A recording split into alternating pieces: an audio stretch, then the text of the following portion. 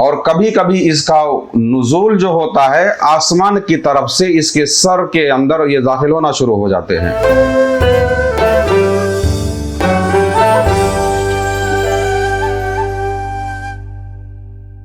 بسم اللہ الرحمن الرحیم۔ اللہم صلی وسلم علی سیدنا محمد وعلی آل سیدنا محمد کما تحب وترضی بن تصلی علیہ۔ کیا آپ پر انوار کا ظہور شروع ہو چکا ہے؟ کیا آپ ریاضت کے دوران طرح طرح کے انوار آپ کو نظر آتے ہیں یا نہیں نظر آتے ہیں؟ اس بارے میں انشاءاللہ تبارک و تعالیٰ گفتگو کریں گے کہ جب ایک سالک راہ سلوک کی منزلیں طے کرنا شروع کرتا ہے تو اس پر طرح طرح کے انوار یعنی روشنیوں کا ظہور و نزول شروع ہو جاتا ہے۔ جب سالک کا قلب ذاکر ہو جاتا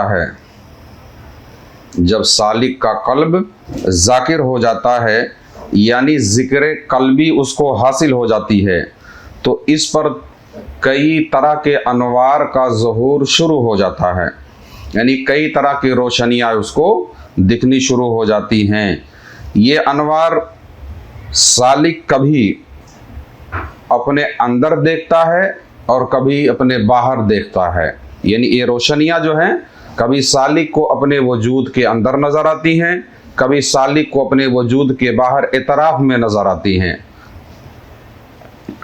سالک اپنے وجود میں جب ان انوار کو دیکھتا ہے، سالک جب اپنے وجود کے اندر ان انوار کو دیکھتا ہے اپنے جسم کے اندر، تو یہ کن کن مقامات پر ہوتی ہیں وہ سنیے آپ۔ تو اسے یہ کبھی اپنے دل میں نظر آتے ہیں، یہ انوار کبھی کبھی اس کے دل میں اس کو دکھتے ہیں، یا پھر اس کے سر کے اندر دکھتے ہیں، یا پھر وہ اپنے دائیں اور بائیں کندھے کی جانب اس کو نظر آتے ہیں۔ بہرحال یہ چاروں صورتیں سالک کے لیے بہت عمدہ ہیں کہ انوار کا ظہور یعنی مشاہدات اس پر ظاہر ہونا شروع ہو رہے ہیں۔ یہاں تک کہ کبھی کبھی یہ انوار سالک کے پورے بدن کے اندر یعنی سارا وجود اسی نور سے منور اور مجلہ نظر آتا ہے، سارا وجود روشنیوں سے بھر جاتا ہے۔ یا کبھی کبھی سالک جو ہے اس کو اپنے ارد گرد یا وجود کے باہر دائیں یا بائیں یا آگے یا پیچھے یا اوپر یا چاروں طرف یہ انوار اس کو احاطہ کیے ہوئے نظر آتے ہیں، لیکن وجود کے باہر کا نظر آنا ایسا کم ہی ہوتا ہے۔ جب سالک کو انوار وجود کے باہر نظر آتے ہیں تو اس کی صورت یہ ہوتی کبھی یہ دائیں نظر آتے ہیں، کبھی یہ بائیں نظر آتے ہیں، کبھی آگے نظر آتا، کبھی پیچھے نظر آتا ہے،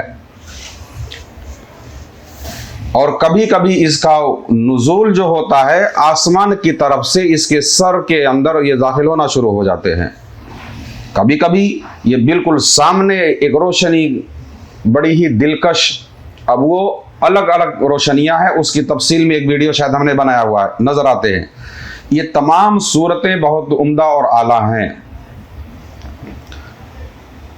مگر کچھ سالکین ایسے ہیں کہ جن پر ان روشنیوں کا یعنی انوار کا ظہور نہیں ہوتا ہے، وہ تھوڑے مایوس ہوتے ہیں، مگر انہیں مایوس ہونے کی ضرورت نہیں ہے، بلکہ ان کا سلوک اسلم ہے، اس کو سلوک اسلم کہتے ہیں۔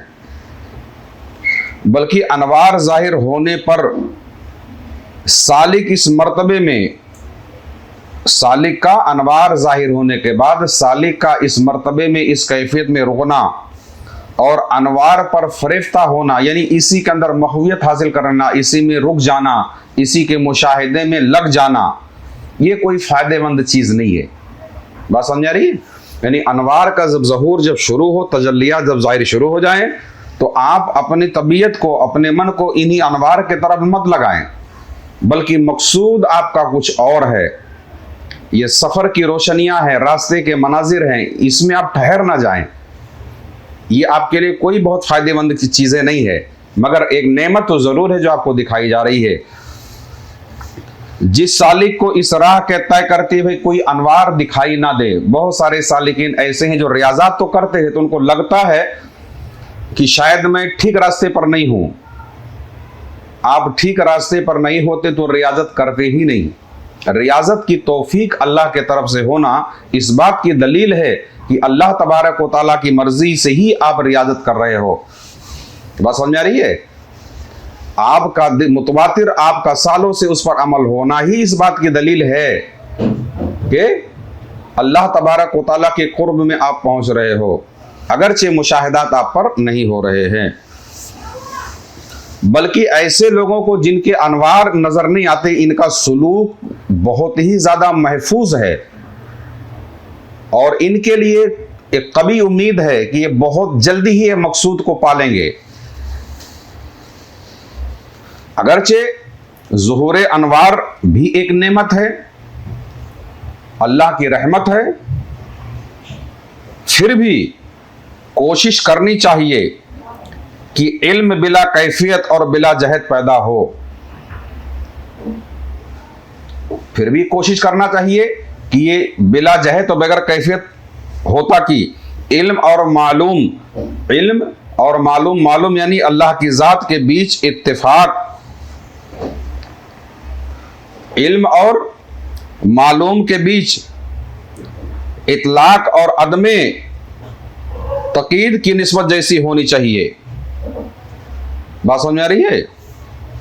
आप यूं समझें कि सालिक अपने कल्ब में, सालिक जो है अपने कल्ब में एक निस्बत पाता है, सालिक अपने कल्ब के अंदर एक निस्बत पाता है, महसूस करता है, जिसकी मिसाल आप समझने के लिए यूं समझ लीजिए कि जिसकी मिसाल एक डोरी की तरह है। सालिक अपने कल्ब के अंदर एक निस्बत पाता है जिसकी मिसाल एक डोरी की तरह है, एक धागे की तरह है, जो इसके कल्ब से निकलकर ज़ाते मतलूब तक चली गई है।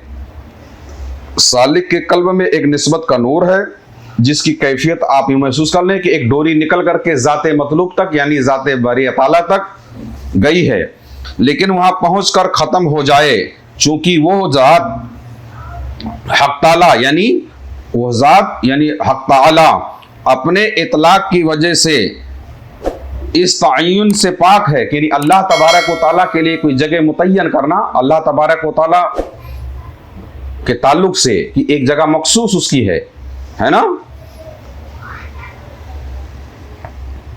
अल्लाह तबारक व तआला इस चीज से पाक है कि उसके लिए कोई मखसूस जगह तय करना कि ये डोरी उससे जुड़ सके। नाचार ये डोरी अमरे मुतलक से मरबूत होकर अपनी जात की हद इस तरह गैर मुतय्यन हो जाती है। बात समझ में आ रही है? ये खाली आपको एक समझाने के लिए ये बताई जा रही है कि कैफियत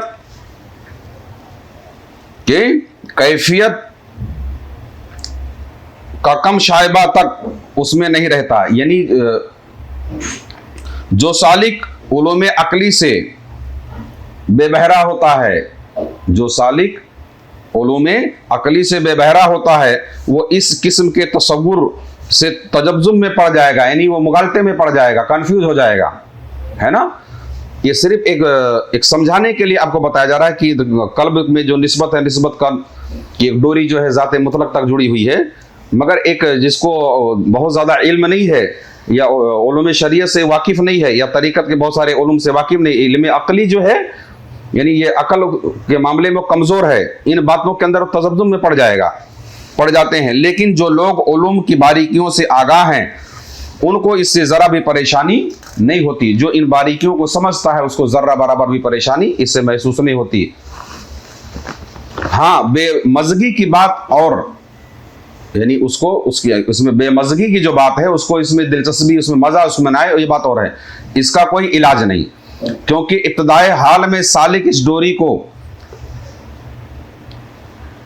आगे अमरे मुतलक, इब्तिदाए हाल में सालिक इस डोरी को امر مطلق کے ساتھ ہر زہد سے مربوط کرنے میں کوئی لذت محسوس نہیں کرتا.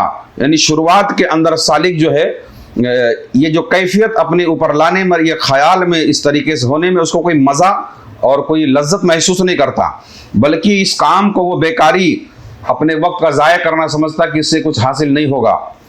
بہرحال اسے چاہیے کہ اپنے عشق کو اپنا امام بنائے، اس کو چاہیے کہ اپنے عشق کو، اپنے طلب کو اپنا امام بنائے. کمال شغف کی قوت کو، کمال شغف یعنی رغبت، محبت، خودرفتگی، اس کو اپنا امام بنائے اور اس کو بروئے کار لائے. یعنی اللہ تبارک و تعالیٰ کی ذات کی طرف جو ہے اس کی رغبت و لگاؤ کو خوب تیز کرے، اس سے انشاءاللہ تبارک و تعالیٰ اس کو فائدہ حاصل ہوگا. مراتب عالیہ کا خیال کرتے ہوئے جو اس بے مزگی کا ثمرہ یا انعام ہے، وہ اپنے آپ کو اس حال کے لیے مستعد بنائے.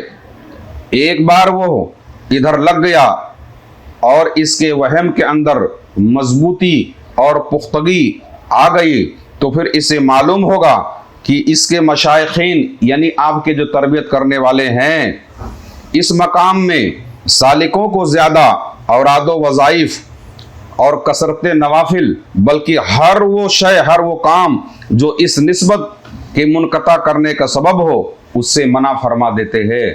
یعنی مشائخین نے طریقت جو ہے، اس ریاضت میں اگر کوئی بھی چیز کثرت نوافل یا دیگر جو چیزیں ہیں اگر رکاوٹ بنتی ہے تو اس کو یہ لوگ روک کر کے اس نسبت کو اور زیادہ ہوا دیتے ہیں تاکہ بندہ ذات تک کے اس کی معرفت حاصل ہو سکے.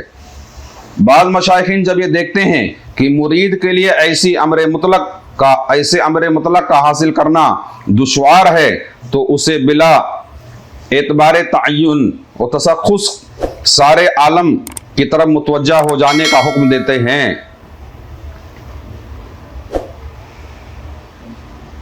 کیونکہ تعین کا تشخص،